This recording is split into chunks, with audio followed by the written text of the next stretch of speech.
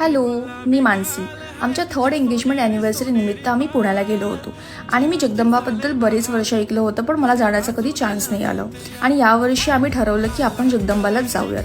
So इथे आल्यानंतर दुपारच्या वेळेस आम्ही 40-45 मिनिट्स वेटिंग केली. त्यानंतर आम्हाला फर्स्ट फ्लोअरवरती एक टेबल मिळालं.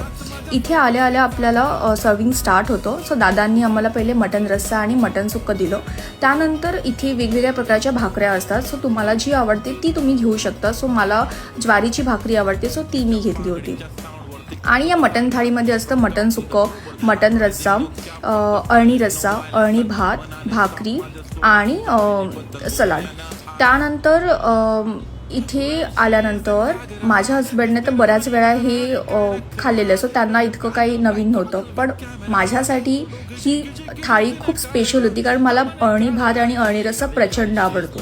आणि जितकंही मी आत्तापर्यंत अशा